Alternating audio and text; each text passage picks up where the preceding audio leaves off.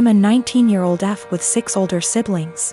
My parents spent most of my childhood spending money they didn't have on my siblings, so by the time I hit my teenage years, I realized I was probably going to have to fend for myself financially when I turn 18. I started babysitting and doing odd jobs around my neighborhood when I was 14, and eventually got part-time jobs during the school year. By the time I was 16, I was working 3 jobs in the summer and 2 in addition to school. When my parents told me they couldn't pay for college, I'd already earned enough, along with scholarships, to be able to put myself through college and have plenty left over. I've continued to work during the school year, and have been able to make money during quarantine by tutoring online. The issue began a few months ago, when my eldest sister got married. My parents spent $30 grand on her wedding, taking out a second mortgage to do so. To make matters worse, my dad was furloughed 6 days after the wedding. They'd effectively dug themselves into a hole they couldn't get out of. 2 weeks ago, my mom texted me for the first time since the wedding. She didn't say hi, ask how I was, or make any small talk. She just said, "Your dad and I need a favor. When can we call you?" I'd expected this.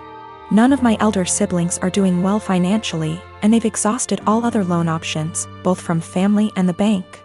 I figured they would text me, ask me to loan them a few thousand, and promise to pay it back when they could figure things out. I was absolutely willing to pitch in a few thousand, and had even considered giving them some of my tutoring jobs so they could make some extra cash. I was not, however, expecting them to demand I give them all the money, close to $40,000. I'd made from the ages of 14 to 18. The exact statement my mom had made was, "You made that money under our roof. We were the ones who allowed you to work, so you only have it because of us anyway. We bought you food and clothes for 18 years. That money is only a fraction of what you owe us," and so on. I said that food, clothes, and shelter were the very minimum. It's what they signed up for when they chose to become parents. I didn't ask for any of it, etc. They responded by telling me that if it wasn't for them, I wouldn't have the life I have today. I said they were being ridiculous, and hung up. Since that day, both, along with 2 of my siblings, have continuously hounded me about giving them what is rightfully theirs. My siblings, who have never been asked to give them money, are still professing that it's my job as their kid to take care of them. I told them they wouldn't see a cent of my hard-earned money, and have no right to make such a request. I'm torn. I feel awful for refusing to help them out, but on the other hand, this was their fault. I feel I shouldn't be responsible for fixing their mess. I am a 19-year-old man. On Thursday, a person I had a major crush on in high school, but who rejected me, messaged me out of the blue. She had never contacted me without my contacting her first. And at one point I realized she had me blocked on social media, and so I found it odd that she was suddenly being friendly. After sending a couple of greetings / questions about how I've been, she said that she was going to have some people over and wanted to know if I would get the beer. The drinking age where we are is 19, and she and the people who were going to chill were all 18. The liquor stores in my area all card. I thought it was silly that my being a month older meant I could buy liquor and they couldn't, and so I said I would love to go. She said, "Thanks, I'll pick you up at 7. 7 o'clock rolled around, and she texted me to say she was in front of my house. I went out dressed and ready to chill with some people, and she drove me to the liquor store. When we got there, I asked what beer she wanted me to get, and she told me to get Budweiser. I hid my disappointment as well as I could, but it was her party, so I went in and bought 2 cases of 24. I got back in the car and said, "Let's party," and she was eerily quiet. I noticed that she wasn't driving towards her neighborhood, but rather back towards mine. I thought she had moved or something, but didn't want to press the issue. When she turned down my street, I finally figured it out. She was being purposefully vague about the invitation because she wanted me to get the beer. But she wanted a way out when she told me I wasn't actually invited in the first place. She stopped in front of my house, leaned over, kissed me on the cheek, and said, "Thanks," in her best voice. I deadpanned her and asked when she was going to tell me I wasn't invited. She feigned surprise and said that she never intended to invite me in the first place. I sat in silence for a long, awkward minute, picked up the beer, and walked towards my front door.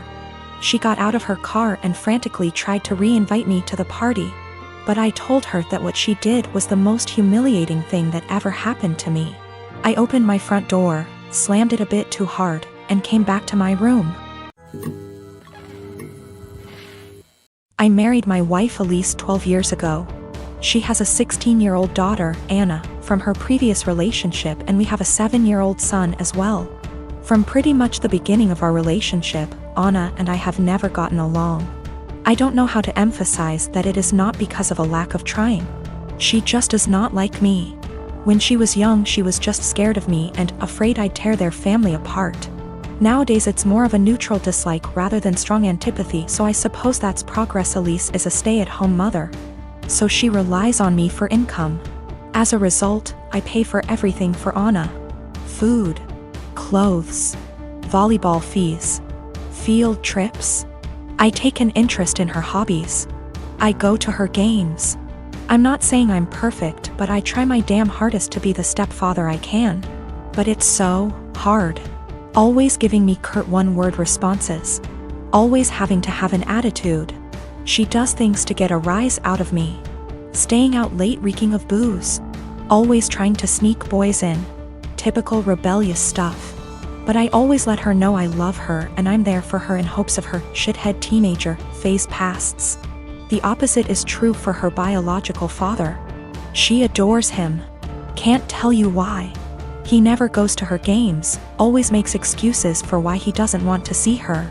He forgot her birthday last month and she cried herself to sleep. Well, anyways, Friday, I came to her room to check her phone and read her messages, not a permanent thing.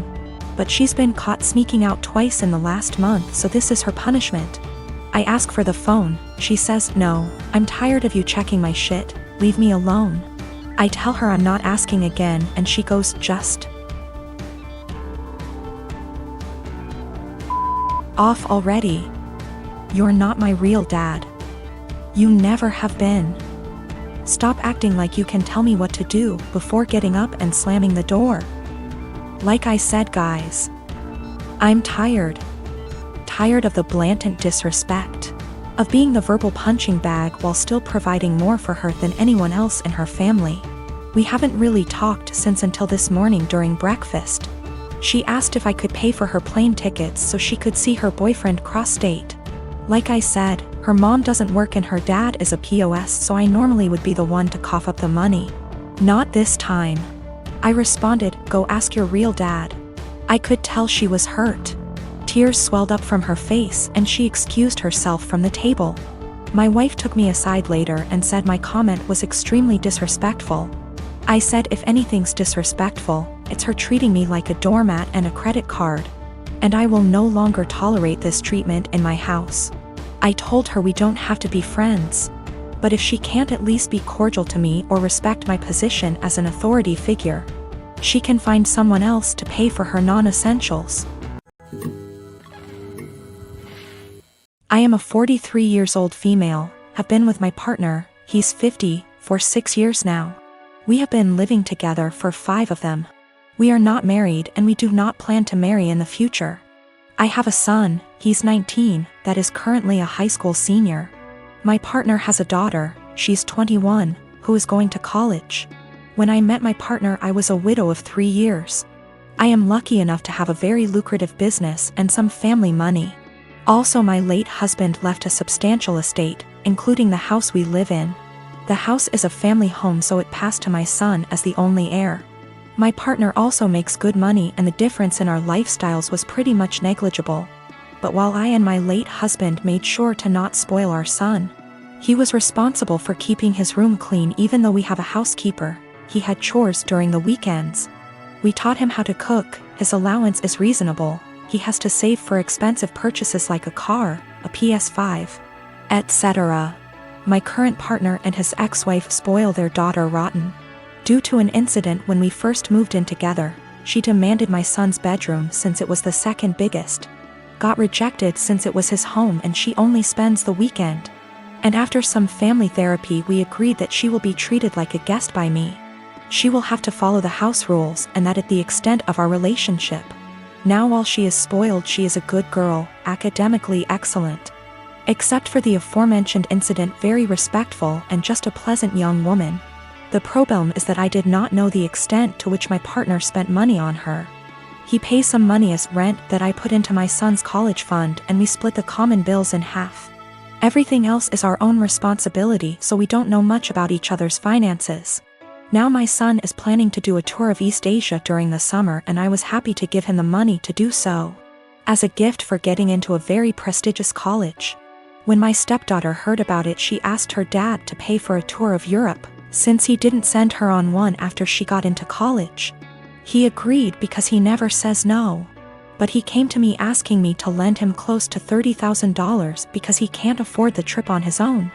I am not even giving that much to my son, and his plane tickets are more expensive. I refused. I said that since this wasn't an emergency, he can save and send her on the trip after she graduates college. Now he is not talking to me, saying that I am choosing favorites.